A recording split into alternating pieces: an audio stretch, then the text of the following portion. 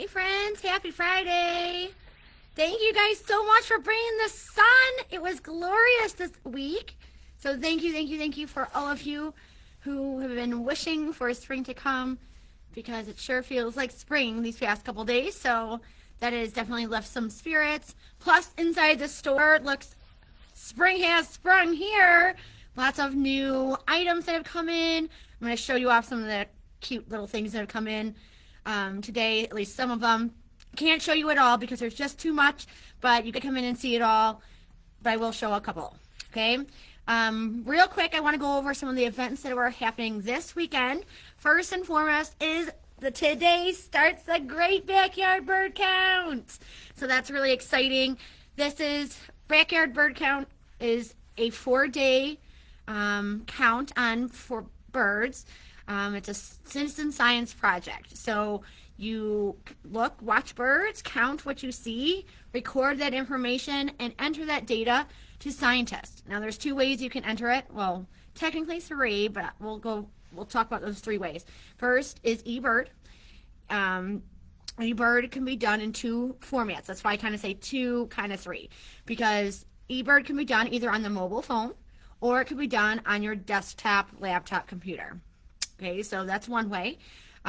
Or there's Merlin ID. Now, if you are just starting out and don't necessarily know all the birds that you're seeing in your yard or wherever you're at, I highly recommend you use Merlin ID because Merlin ID is going to help you ID those birds. Now, if you're a little bit more advanced and you know most or all of the birds that are visiting your feeders or birds that you see outside, maybe they're at the forest preserves and things like that, then I would kind of recommend you to use eBird just because it's easier, it's going to be quicker for you. You know a lot of these birds already, you don't need the help IDing them, so you can record your data really quick. So if you need some more help on that, stop in the store this weekend. We will be here to talk all about the Backyard Bird Count. Our store is actually on the map from Cornell as a site for the Great Backyard Bird Count. So if you would like to come here and count our birds, please come and count our birds.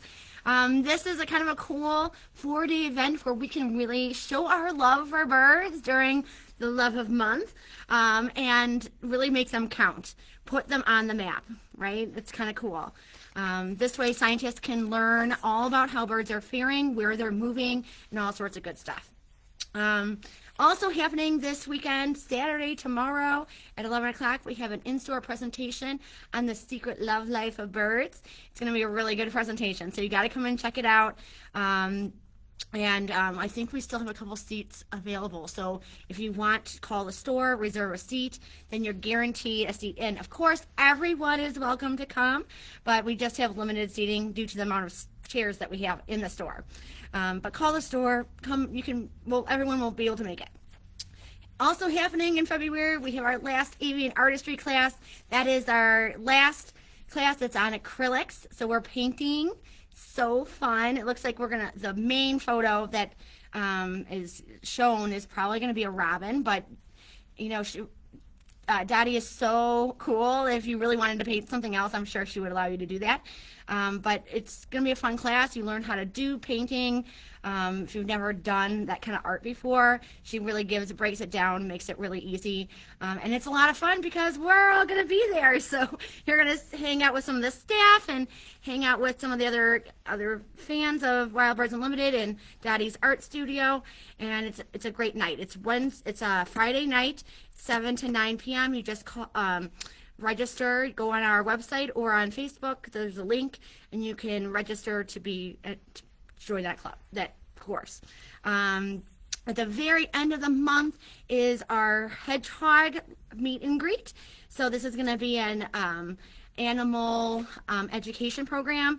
This is through Incredible Bats, and they come and they'll bring their hedgehogs, and we get to kind of touch and hold them and learn all about them on a hands-on manner. Last time we brought them in, it was pretty impressive, the amount of people that turned up. So if you are wanting to see hedgehogs and touch them and kind of learn more about them, see them up close like that, this is the program for you. It's totally free. Everyone is invited to come for that. There's no reservations needed. You just come as you are. Okay? All right, that is the events that are happening. Don't forget, we have our bird food sale going on right now. Everyone can get it through the 15th, so a couple more days. So take advantage of it while it's still here. Daily Savings Club members, you get it all month long, so you get the 15 plus your additional 5% for being awesome members, and you can take advantage of that sale all month long. All right, let's get to it. Before I show off new items, I just want to talk a little bit about this warm weather that we're having.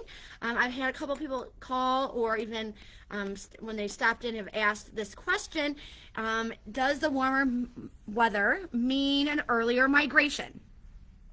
And unfortunately, that's not the case. So I just want to let you know that just because we here in Illinois are experiencing a little bit of a warm late winter does not mean that the birds down south know that. They don't have a phone with a GPS, so they don't get the word that we're having a great end of the winter season, and to come hurry back to the summer spots. So they don't know that. So migration is triggered by a number of factors, but the main one is the daylight hours. So even today, it's getting lighter longer. So the more we head into spring, the longer the daylight hours will be. Thus, it will trigger to birds that are further south that it's time to make their way up north.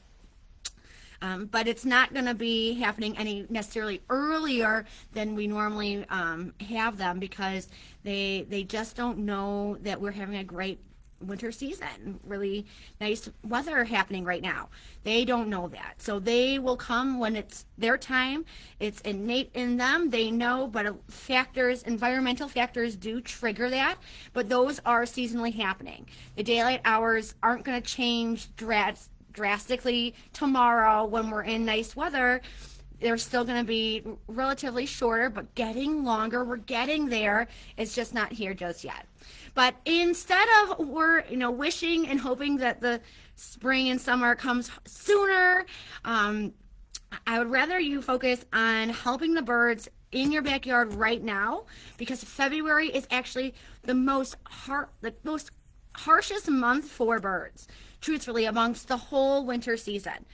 Because, and this is the why, it's because by February, all of the natural food supplies that was once around in winter, early like fall time, are now depleted. So your feeders are becoming almost life and death for some of these birds.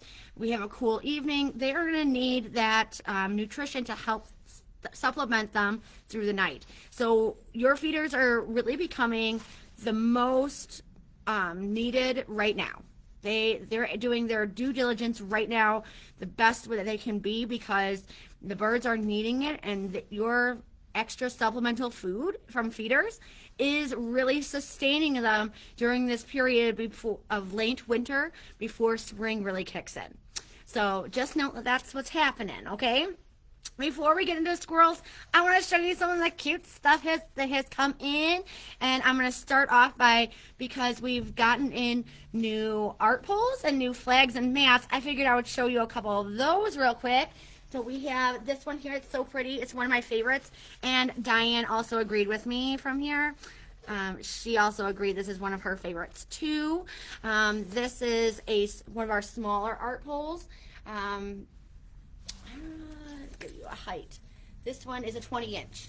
So the ones I'm going to show you, the art poles tonight, are all going to be 20 inches, but I have a larger here as well.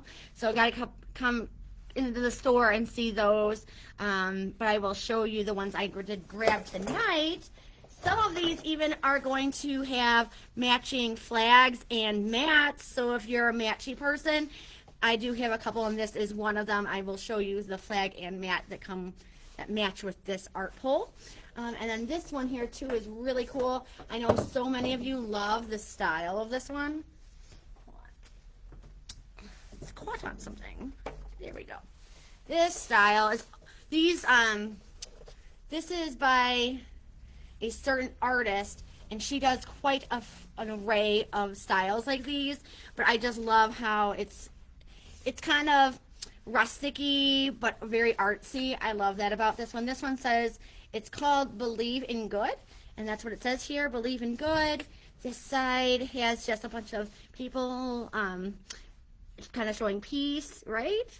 On their side, see how that goes? And then this one says, imagine hope together. So I think it's a beautiful art pole that really speaks to what we need in the world right now, right? Here, I just want to show you that this art pole and the one that's a little bit taller than these 20 inches come with a stake that's like this. So how it works is this PVC pole slides underneath here, and it would stake into the ground and be held sturdy. Now the larger ones, like I'm talking here like a 60-inch here, that one has an auger pole, and it has two metal spigots, if you will, that stick out from that pole, the auger pole, that kind of hold the pole in place. So very good. They last a long time, can be out in all weathers. We have ours outside still. It lasted all winter for many seasons because I don't move it. So it's out there, and they are great. I'm going to show you a couple different flags and mats that we've gotten in because they are equally as cute. So I guess I'll start off with the flags because they're easier in my hand. But here's that matching one. Welcome to our happy home. How cute is that one? I like the color. The black will probably stand out in a lot of your yards. This one too, we have an art pole that matches that. I bet you we might have even a mat that matches this. The background is not black. It's actually like a really dark blue. But there is like a pretty floral print that's kind of hard to tell in this from me showing it, but there is a print, like a floral print, in that black or that navy blue backdrop. It's really, really pretty. I like this flag a lot. And this one too I grabbed because it speaks to spring, and we are back into spring, and I love those dragonflies. The wings kind of look like mosaic or stained glass. Isn't that so beautiful? So I grabbed that one. I'm going to show you some mats. Here's that matching mat that goes with our matching set. Whoop, wrong way. Welcome to our happy home. Super matchy, super cute. And then we have this guy too. That's super cute. You're looking for an Easter one or early spring. This Hello Bunny one is so cute. I love that face on that bunny, and the colors are so pretty. The background is kind of like that blue, and you see that floral print in it. It's super cute. Love that one. And this one also is equal. And I know we had this style. I'm not sure if we had it in a mat or not. And if we did, it went really, really fast because I think this was my favorite last year too. And again, the back is a really deep dark blue. It's not quite black, but look at those birds. They're stunning with those white flowers on it. It just is so bright, even with that dark backdrop. I really, really love this one. One of my top favorites, for sure. But that's the mats and flags that have come in. I'm going to show you a couple other items that have come in as well, just to show you some of the good stuff that we've gotten in. Some of this is table decor that I'm going to show you next. We've gotten in some really, really cute stuff. A lot of frogs are in. I know how popular frogs are here on top of all of our birds, but frogs seem to be the next most popular item here that we carry, or that people have asked us for. So frogs, it's the year of the frogs, and here's a really cute one. Nice tabletop. It would look super cute even in the yard on the ground. How cute is that? That's super cute. This one is ceramic. So I don't know if I would necessarily put this guy outside, but he is super, super cute. Look at that chunky frog. I just love him too. He's so happy. I love his face. He's just so cute. But my personal two favorites I saved for the last. This bunny. Tell me about that face, right? I just love him. He's so cute. Him or her, I guess. But really, really cute. I like that face he's got on him. And then last but not least of the new items I'm going to show off tonight, because we just have so much, I can't show it all. But I need a little space here to bring it over. Oh, it's not even going to show. This is a mushroom candle holder. Let's see if I can lift it up. It is actually a heavy duty. Inside here, the candle does not come with it, but I put one of our FIA candles. This is a FIA candle. They can be recharged. They have a battery, not a battery. They have a remote, and they have a USB cord that charges it, but you can change the style. If it's just solid, sometimes it fades, sometimes it flickers, and that's what I have in here right now, is this flickering style that just makes it look so cool. I love this lantern. It's one of my favorites.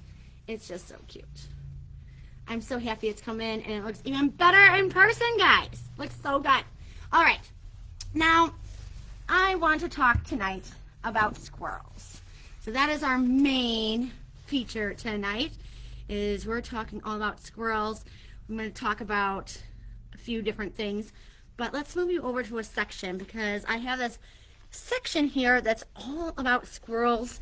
We're going to talk a little bit about how to manage them in your yard, whether you like them or not, because that is the big question here tonight.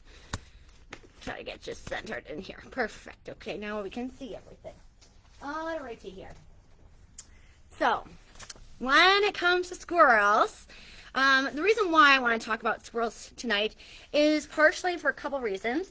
One is it's a regular topic we talk here at the store about, how to manage squirrels, defeat them at feeders, beat them at the feeders, how to feed squirrels. We have quite the array.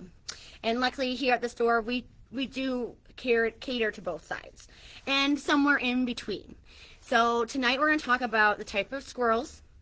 We're going to learn about our enemy or your friends, depending on which way you land in that spectrum. And then we're going to talk a little bit about some warnings when we talk about squirrel prevention, because there is something to think about there.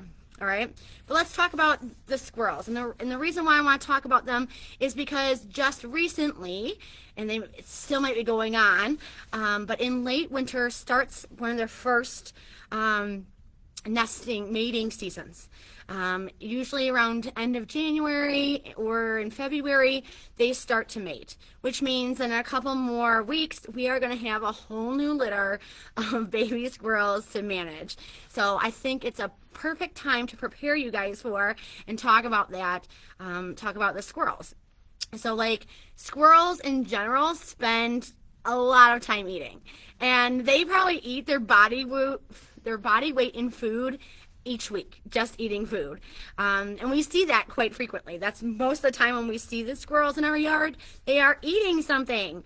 And so they have quite the appetite for food, and sometimes that can be a little bit hard to manage, because they are rodents, and their teeth must be gnawed. They must gnaw down on things like wood or hard plastics and things, because their incisors would otherwise grow so long it would literally grow out of their mouth. So they have to wear down those two front incisor teeth by gnawing on things. So there is that potential for damage on feeders when we mix bird feeding with squirrels eating habits. So let's talk about how to manage that. But first, let's talk about who we're talking about. All right, public enemy number one is definitely going to be your fox squirrel. So the fox squirrel is probably the largest squirrel here in Illinois. They can weigh anywhere between like 1 3/4 to like 2 pounds, and about 19 to 22 inches in length. So they are the biggest squirrel in town. They are most notably kind of like a grayish on the back, but like that reddish orange on the belly and on their tail. They are loud when they kind of bark at you sometimes, but they are they are our largest tree squirrel here in Illinois. Common guy that we see in the backyard. They are diurnal, meaning that they are awake day and night, but more active during the day. Okay.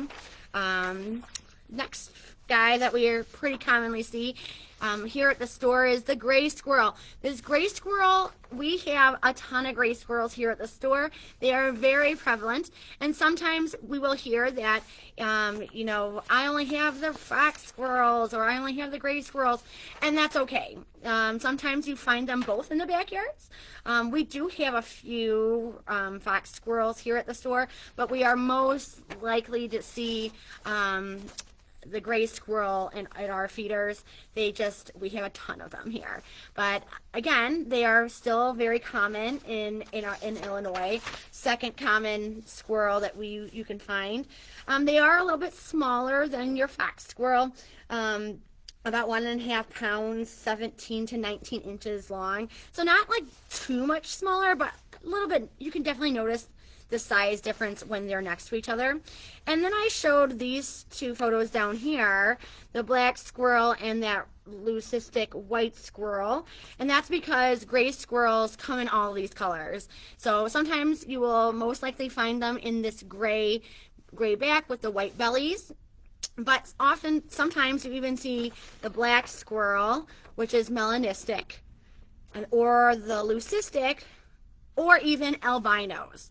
And likely they're all gray squirrels. They just have genetic mutations that cause them to look a little bit different. So for example, the black squirrels, the one place I always remember about black squirrels is in Downers Grove. My brother, at his first house, he used to have a bunch of black squirrels in his backyard, and I just thought that was the most craziest thing I've ever seen. And then come to find out, they're just a gray squirrel that is melanistic. So still cool, but just different.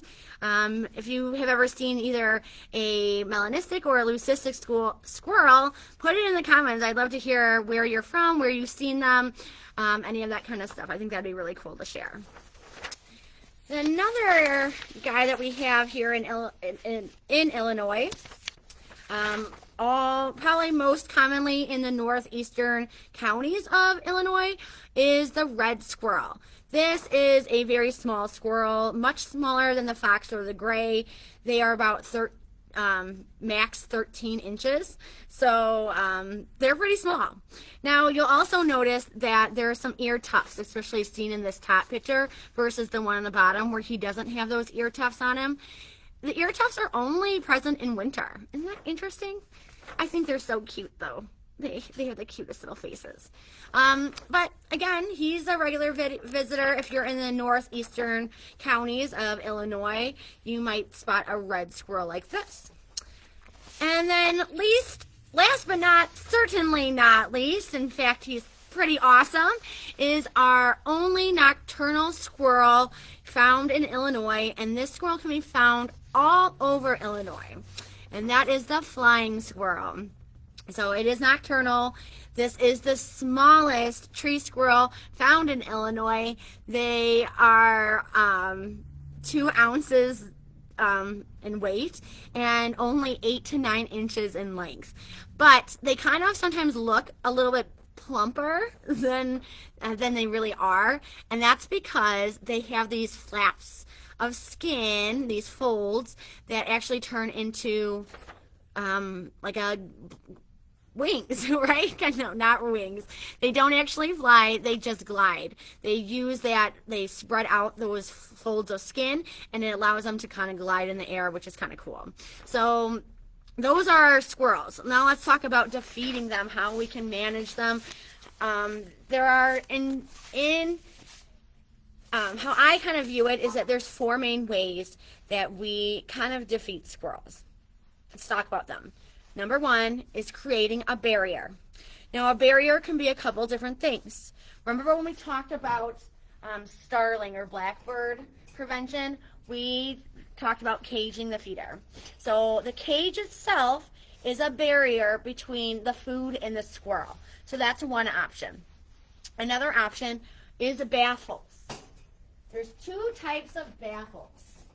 There is a mounted baffle, such as this one. And this one has rules.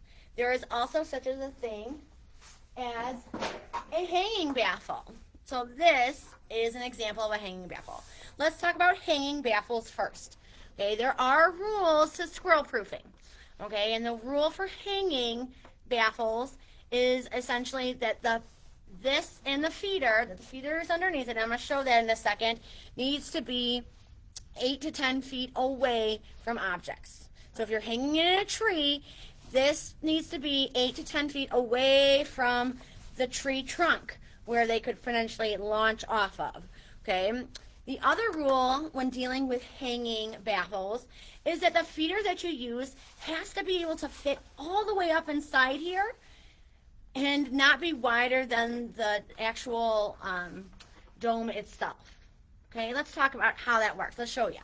For example, this feeder here is a hopper feeder, example of a hopper feeder. If I put that in here and it's hanging, it may look like it's just going to work fine. Yeah, it probably is going to be an awesome big weather guard, but for squirrel proofing, it's not going to work as great, and I'll show you why. So if it was a squirrel up here and he's coming down to find this feeder, it's going to move down with his weight because this is being hung, right? So his weight is going to push down and he's going to be able to see that feeder hanging underneath there, right? He'll be able to slide all the way down here and hit this feeder, and then he's eating in it, okay, causing a ruckus. So for this example, for a hanging dome baffle to work, your feeder needs to hang and be all the way up in there with nothing around it to fall out. So for example, this one, the feeder is all underneath this feeder. If the baffle were to fall over due to the weight of the squirrel pushing down, he's never going to be able to get to the feeder. So for this example, for this dome, for this hanging baffle, a feeder like this will work. Another example could be this one. Let's see if this one will work, a hanging tube. So if I was a squirrel and I'm crawling up here and I'm going to try to get to that feeder, oh, I can see something I can jump onto. So it really depends on the type of feeder that you're using with a hanging baffle.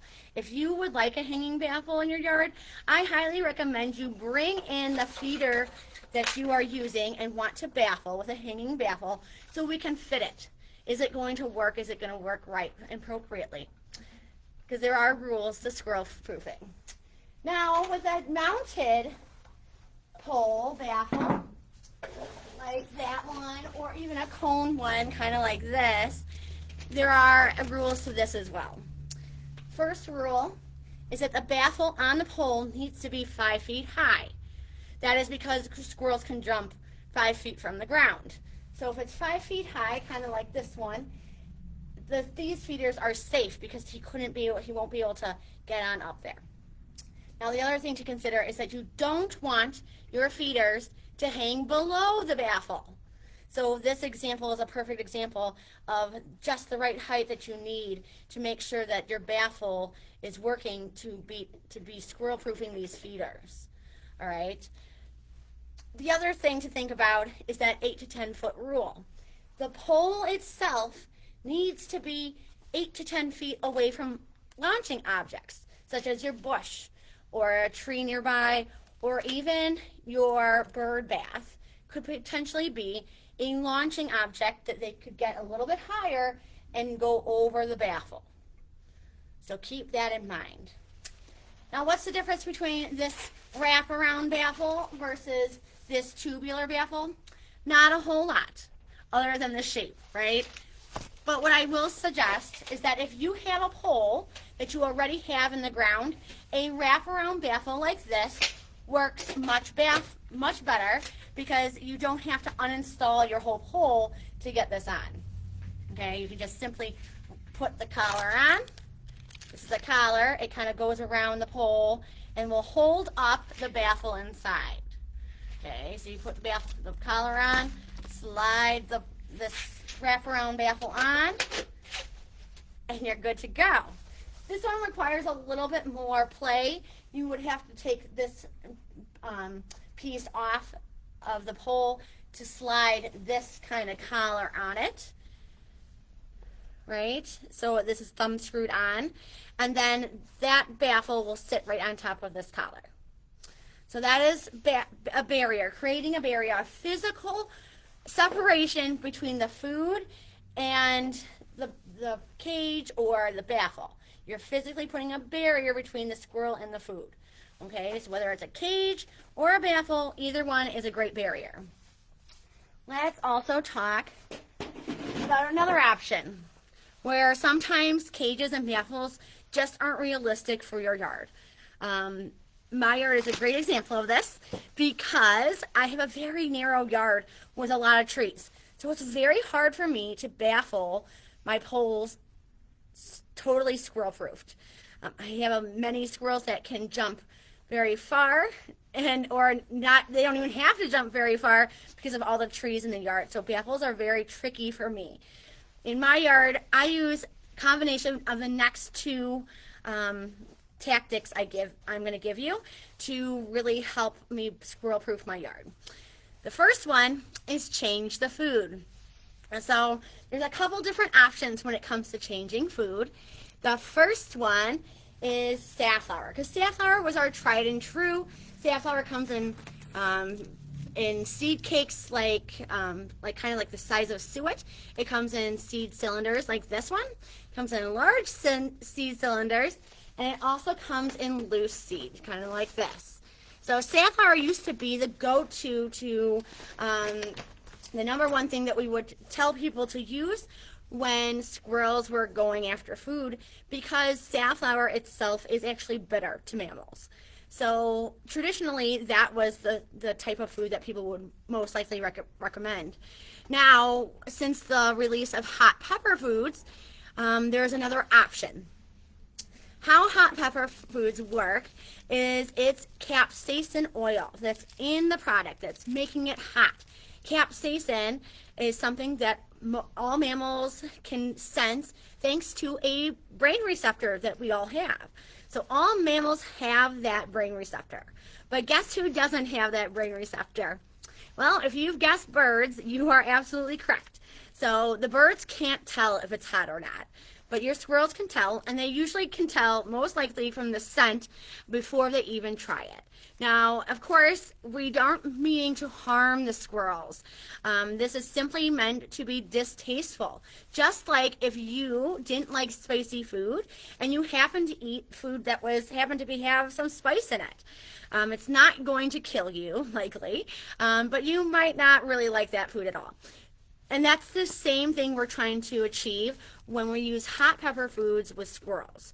And of course, hot pepper foods come in a variety of types, whether it's seed cylinders like this, seed cakes like suet cakes, or even suet bark butter.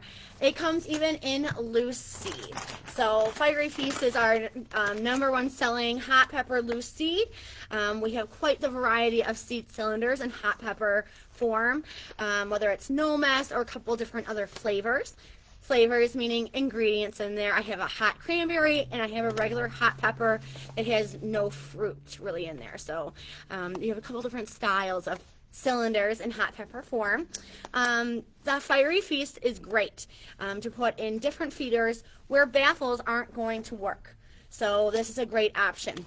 Now let's say, just like humans, sometimes we become a little desensitized to heat. So for example, if you eat quite a lot of spicy food over time, your receptors are a little bit tamed to that temperature of heat, that level of capsaicin that you are intaking.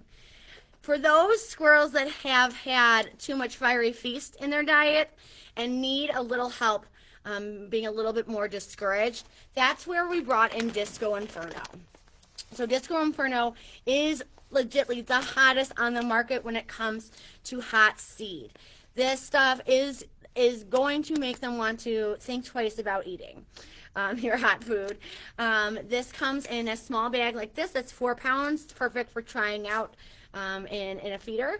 Or we have it in a 8-pound bag. Okay, that's new. Brand new. We have a large bag of this. But this blend is also really awesome. I want to read off some of the ingredients. Sunflower chips, safflower, peanuts, cranberries, raisins, mealworms. Please, yes. It's just such a great mix to feed the birds. And then to know that you don't have to worry about putting a baffle up, changing a feeder, anything. All you have to do is put out this food and then your problem is solved. Chef's kiss, right? Don't have to worry about that anymore. Oh, look at that, Denise. Welcome. Thanks for watching.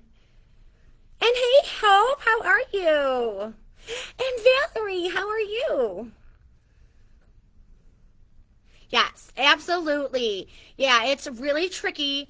Sometimes it can be tricky to baffle poles, and hot pepper food has saved a lot of people a lot of headache and a lot of frustration just by using hot pepper foods. And it comes in a variety of types of food too. So you're not just stuck with loose, you're not just stuck with seed cylinders. There's a wide variety of ways that we can provide hot pepper foods to beat the squirrels. Okay, so after an option to change the food, the next option becomes squirrel-proof feeders. And I know some of you are thinking, oh, Ellen, squirrel-proof feeders. And I know it's so unfortunate that unfortunately some feeder companies have designed some poor quality squirrel-proof feeders that were not tested by experts, not tested by the birds to tell us if they like it or not. But we take the guesswork out of it for you because we have legitimately the best line of squirrel-proof feeders that you can find because they are tried and true. These are all feeders that have been tested for ease of use for humans and ease of use for the birds. So there's a win-win. These are true squirrel-proof feeders, meaning that as long as they are appropriately placed, they should work for you. Okay, they will work. They're not like one of those Yankee spinners. These are weight sensitive, so it's set for the weight of a squirrel. Some of them you can adjust the weight yourself manually.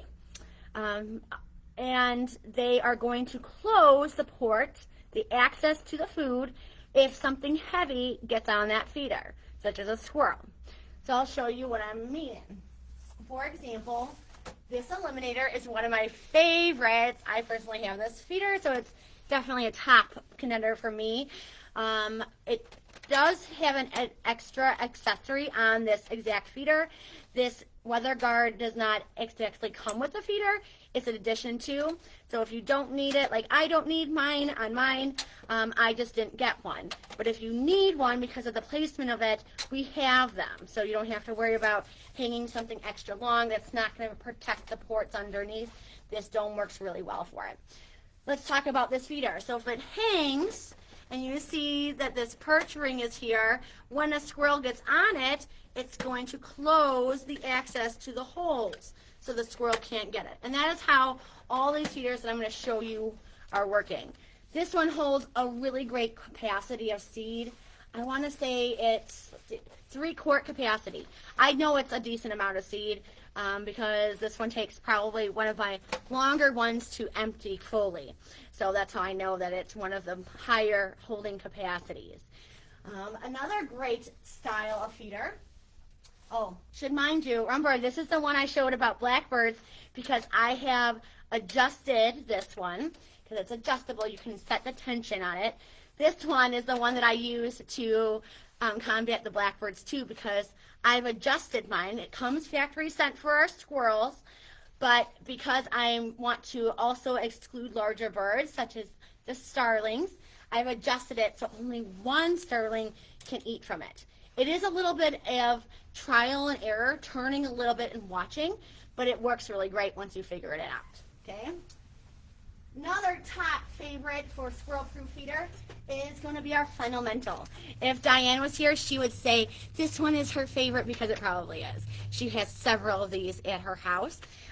This one also has that awesome wide perches, so perfect for cardinals and many other birds to feed from it. This one is factory set. So it's already set. There is no adjusting to this feeder, but it holds a decent amount of seed. I'll give you 1.4 quart capacity, so still a good decent amount, and it has a great size. So if you're limited on how high you can hang something, this one might be a great option for you.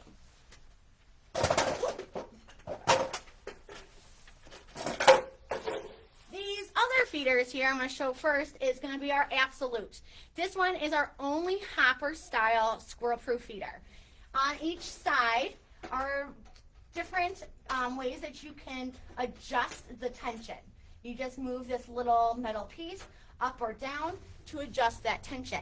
Of course, you can make one have more tension, allowing small birds to only feed, or have more tension on the other side, so only small birds can eat from one side, but everyone can eat from the other side. But still, we're keeping the squirrels away. This one holds the most seed. It has a 12-pound capacity, so a lot of seed. Now, we did pole mount this feeder in Pilcher Park.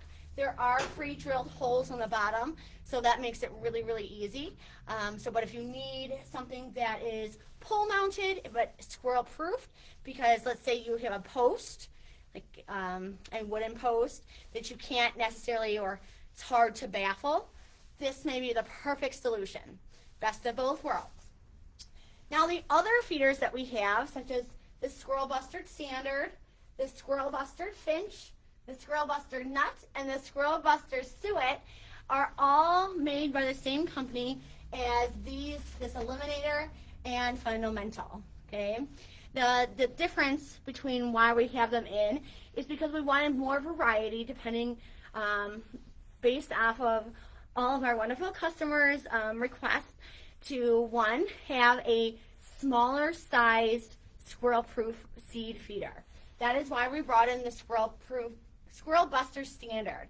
This has the smallest capacity for holding seed, but its size is very appealing to people that have a hard time. They have a small area that they can only put the feeder, and some of these are just too long. This one has become the solution. So this is another great option. Again, wide perches make it accessible for cardinals and other great birds to feed from it. Super easy to fill, easy to clean. So can't beat that. Now, when it comes to these other specialty ones, like people always ask me, what would I need a Squirrel Buster Finch feeder for? Well, let's say you really want to offer fine chips, but you don't really want to cage the feeder, or you don't want to have to deal with squirrels getting into it, because they will. Sometimes that feeder, this would be a great option to use in place of a regular finch feeder to feed finches, because of its squirrel-proof mechanism, it's going to keep those squirrels out. Same with this nut feeder. My dad Phil is my go-to example, because he had one of those mesh quick clean peanut feeders, and he just had a pesky squirrel that would constantly damage that feeder. So I gifted him one of those Squirrel Buster nut feeders, and it has been a lifesaver for him and his mental health. So that is a big plus. If you ever want to get a personal story for how well that works, definitely come in and talk to Phil, and he will tell you all about how awesome that feeder is. But I know it's going to be great, because you don't have to worry about squirrels damaging feeders, squirrels getting into the peanuts before the birds. This is going to protect it for you. The same with this suet feeder. This suet feeder can actually hold 2 suet cages. It may look really complicated, but it's really not complicated at all to fill. But it's a great way to offer suet in a way that the squirrels can't eat it all, in case you didn't want to use hot pepper. So you have that option too. And then comes the fourth and final way we deal with squirrels here at the store, which is give them their own feeder. So if sometimes a combination of all of these tactics is going to be what you need in your yard. Now, I'm not going to say every tactic is going to work in everyone's yard, because each one of your yards are different and unique and special. And because of that, we have to treat each one by case basis. So if you are having a squirrel problem, I highly recommend that you come in or call in so that we can discuss how your setup is, how your yard is, your yard is like, and we can discuss the best course of action together. Maybe it's going to be a combination like my yard where I'm using hot pepper foods, squirrel-proof feeders. Maybe it's you're going to feed the squirrels too in a combination of using squirrel-proof feeders. All of those can work. It's just a matter of will it work in your particular yard. Okay. When we're talking about feeding squirrels, I often get asked, what should I put it in or how should I feed it? There are a couple great options. One option could simply be a tray feeder. So something like this could be a squirrel feeder too. And I would just fill this with the stuff on the corn and the wildlife blend, the peanuts, the sunflower seeds, all of them in here would do just fine. Other options would be a squirrel munch box or a squirrel munch jar. This one actually holds the food in here, and the squirrels can access it at their own leisure. It is protected, but they will figure it out that this is actually open and they can go in there. But this is a great way to offer food to your squirrels, as is the number of hanging and mounted fun accessory feeders just like this one. This one actually holds ears of corn on here, or those corn logs, and then your squirrel sits here like a happy farmer and eats away. It's so entertaining. I have one of these, so it's so much fun. But number one of these, any one of these kind of feeders would do great. You could even offer it straight on the ground, but I like to offer corn, peanuts in or out of the shell, sunflower seeds, especially the big striped sunflower seeds are one of their favorites, as well as wildlife blend, which kind of has a mix of all of those that I talked about in one bag of seed or feed, if you will. But a wide variety of those, any of those kinds of foods are going to be great for your squirrels. I do have a little bit of a warning. And this is where we talk about Vaseline or WD-40 or any other oily substances that sometimes I hear people putting on their poles in place of using a baffle to keep squirrels away. And I really want to give you a little bit of a warning, because you may actually be harming much more than just the squirrels that you're trying to defeat. And really, you are harming them. Because what happens is, if we slick this pole up with Vaseline or petroleum jelly or WD-40 or any of the other oily substances that can be used, what often happens is that gets all over the fur of the squirrel. And I know we're thinking, well, I don't care about the squirrel, but care about the squirrel. It is another living thing. They don't have baths to clean in. They clean themselves by licking themselves, and by consuming so much of that greasy substance, it actually can make them very sick and even can be fatal to them. But on top of the squirrels, and I know some of you either don't care about the squirrels, and that's okay, whichever way you are on the spectrum of don't like squirrels or like squirrels, just keep in mind that the squirrels aren't the only ones that are hitting the pole before they go to the feeder. Oftentimes, birds like goldfinches, woodpeckers, chickadees, nuthatches will go to the pole itself first before going to the feeder. So if you have slicked up your greased up your pole, that grease is going to transfer onto the bird's feathers, and that could be a death sentence for your birds. So help them out, help wildlife out by avoiding greasy substances on poles, but instead using one of the other tactics that I've talked about tonight to instead try to defeat the squirrels that way. And just note, squirrels are protected by law, so technically trapping and relocating is likely may be an option or may not be an option depending on where you live. I highly recommend you seek out your local IDNR or local wildlife control to tell you and advise you how best to handle a nuisance animal. I don't know every town, and every town is going to be different on how they handle wildlife, nuisance wildlife. So It's best to do your due diligence because you wouldn't want to get fined by the state for doing something illegal with wildlife. Do the wildlife the best that you can, and they're going to reward you with much more. Oh, good to hear, Hope. Good to hear. Wonderful. All right, guys. Unless you have any questions, and of course, if you think of something later tonight, just put it in the comments, and I'll reach back out to you later tonight to answer your questions. But I hope you enjoyed the conversation on birds and squirrels. Don't forget, tomorrow we have a presentation on the secret love life of birds. All are welcome.